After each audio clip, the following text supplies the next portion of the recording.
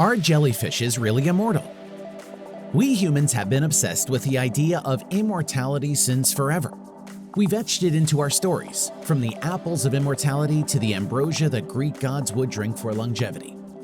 While we were looking for the secrets to immortality in religion, cryogenics, and cosmetics, one animal seems to have figured it out, and it was the jellyfish.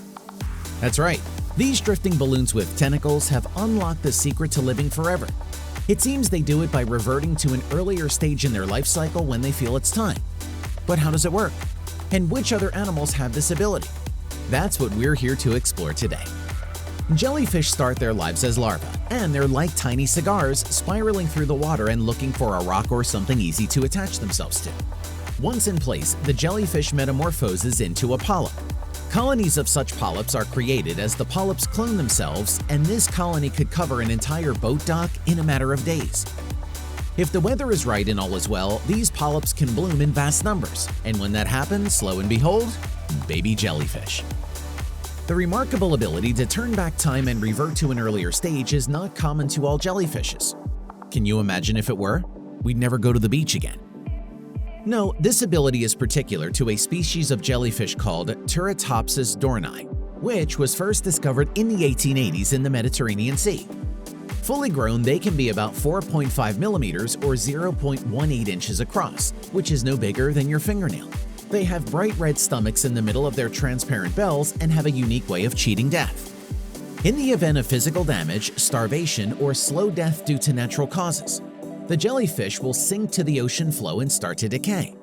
But amazingly, its cells would then reaggregate, not into a new jellyfish but into polyps, and from these polyps emerge new jellyfish.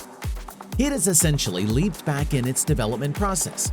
Eventually, it buds and releases medusae that are genetically identical to the injured or dying adult. That's like if a butterfly somehow managed to go back to being a caterpillar. The mechanism behind it is a process called transdifferentiation, and it's one that scientists are actively trying to apply to medicine. An adult cell specialized for a specific tissue can undergo transdifferentiation to become a whole different type of specialized cell. It's a pretty efficient method of cell recycling and an important topic of research in stem cell research that could help scientists replace diseased cells. Of course, these jellyfish aren't totally immortal. They could be hunted and eaten by a predator, and there's no coming back from that. But their response to stress and their ability to switch between life stages means theoretically, they really could live forever. Aside from eternal life, the benefit for the jellyfish is that it can avoid injury, old age, and illness. Who among us wouldn't want that? The Dorni isn't the only immortal being. Hydra look a bit similar to jellyfish in its polyp stage, with a tubular body and tentacle-ringed mouth. But they are much simpler animals that mostly stay in one place in freshwater ponds and use their stinging tentacles to grab any prey that happens to swim past. The way they cheat death is by never going through aging at all. Instead of deteriorating over time, a Hydra stem cells have the capacity for infinite self-renewal. Phew, what I wouldn't give to have that in my daily moisturizer. It's all thanks to a set of genes called FOXO genes, which are found in all animals from humans to worms, and they play a role in regulating how long cells will live.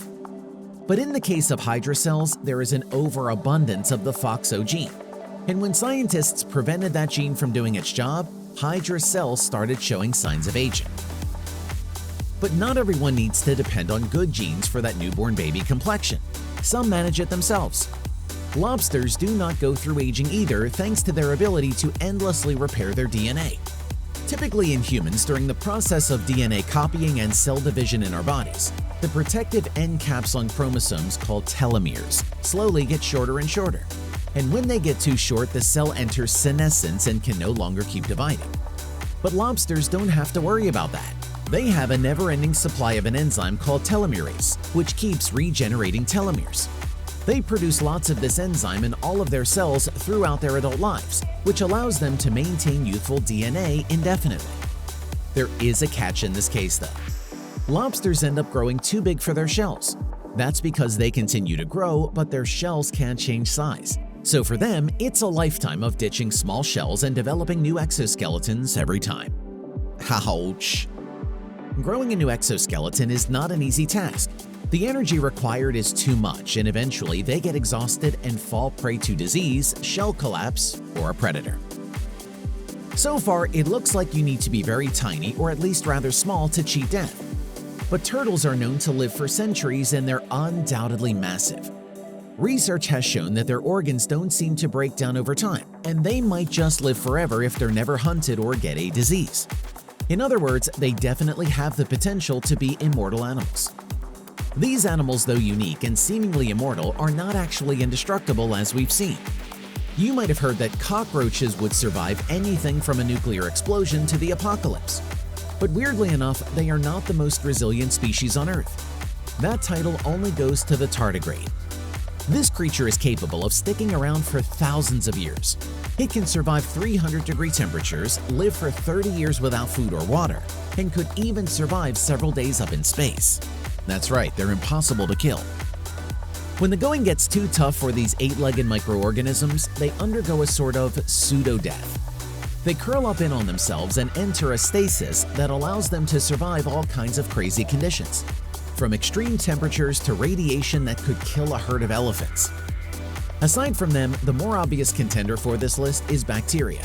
The Deinococcus radiodurans aren't only radiation resistant, they can die and come back to life thanks to their incredible DNA repair response. From dehydration to vacuum and acid, they can survive it all. They can even resist 1.5 million rads of gamma radiation, which is 3,000 times the amount that would kill a human. There are many other animals and non-animals that give a glimpse into a life where you don't have to worry about aging.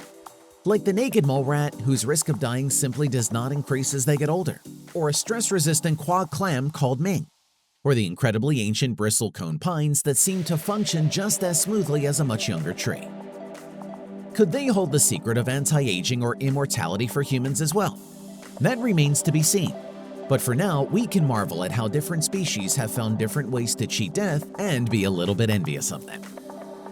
What do you think of these immortal animals?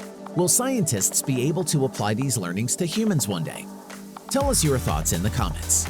And if you haven't already, go ahead and subscribe and ring that bell so you never miss a video.